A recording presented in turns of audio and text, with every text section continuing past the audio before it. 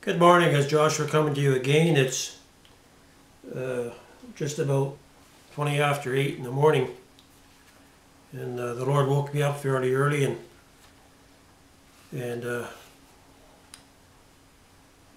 for the last 20 years, ever since I met my friend Art Beekman in Edmonton, where I actually met him first in Nelson, British Columbia. He died, and I met him shortly after. God raised him back to life. And when he came back to life, he had this gift that the Lord gave him where he could enter into a doorway. And he said it was like using you could open up that doorway with the center of your forehead. And he would go into this place and he would just abide in the presence of the Lord. And for years, I tried to get there, and after many attempts, that doorway opened up, and I was able to, find it for myself. But the sad thing is that I never practiced walking in it. I remember the Lord speaking through Art, and he said, if you would just practice this, just meditating on His presence and come in before the Lord for 15-20 minutes a day, a couple times a day, you'd be amazed at the transformation that this would make in your life. And this goes above and beyond just reading the Word and prayer. Meditation is spending time with the Lord, and most of the church doesn't know how to meditate. They know how to read the Word, they know how to pray, but they don't know how to actually to touch the Lord in the way to be filled with the Spirit, to spend time in His presence. Okay, I want to set the stage for this Remnant Rising, or this Jesus Rising series.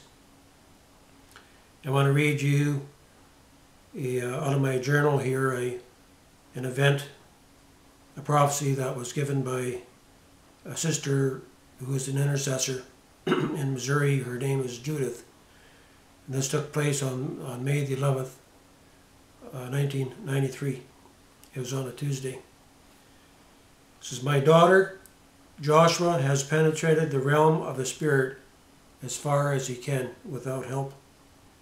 You have asked me time and time again, but you do not understand. But you had to be trained to fight the hosts of hell. I've been searching, looking, waiting for a willing handmaiden who would spend hours, if need be, to pray and to travail and to push through on His behalf. I've been testing you for a long time. I see and know your heart. You said you were willing to fight through the forces of hell for a man-child to be born in Joshua.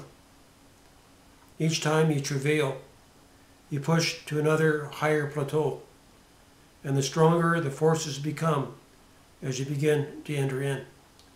The travail will intensify, it will become stronger and take longer. You will need support to push through. And I first met this sister, I can remember the first time that I met Judith, and at this meeting. It was a Wednesday night meeting in Bernie, Missouri, and when we were about to leave and go back to Benton, we were saying our goodbyes, and I remember just shaking her hand, and the power of the Lord just went through, and she almost fell to the floor, and it was something that was unexpected. But anyway, this is when the Lord first got her attention, and where she began to pray for me. And it wasn't all in at one time. I spent, being from Canada, went down to Missouri a number of times, but I would stay for 3, 4, or 5 weeks at a time, and it was one of these other times that I've been down And my first time in Benton, Missouri was in '86.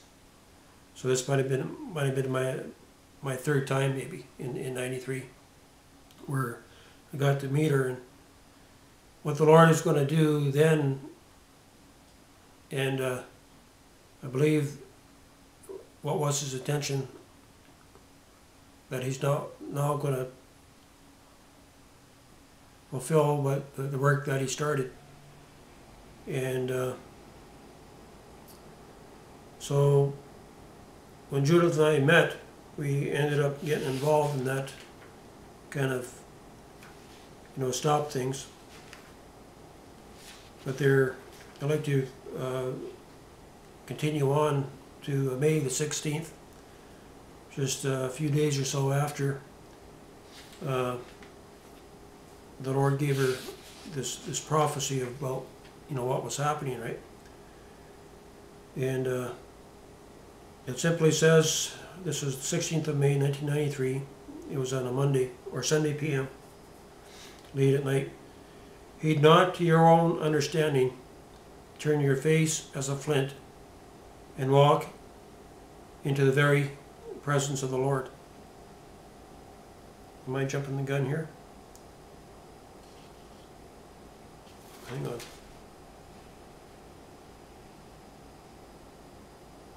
Okay. What I want to show you here is you can see that when Judy was praying for me, it actually created the channel, from the earth realm up into the presence of the Lord. So that channel, that porthole was opened up at that time, and I believe this has to do with the Feast of Tabernacles. The Feast of Tabernacles is not an event that's going to be fulfilled in the natural. That the spiritual fulfilling of it is to tabernacle with the Lord in the same way that Jesus tabernacled with his Father. That God is bringing forth his sons, and that they will go through the same process of coming into sonship. And coming into sonship is the rising up process. This is the quickening that is going to bring us into our destiny. And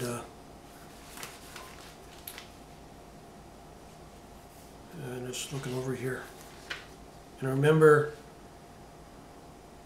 I don't know if it was on this particular time. I believe so.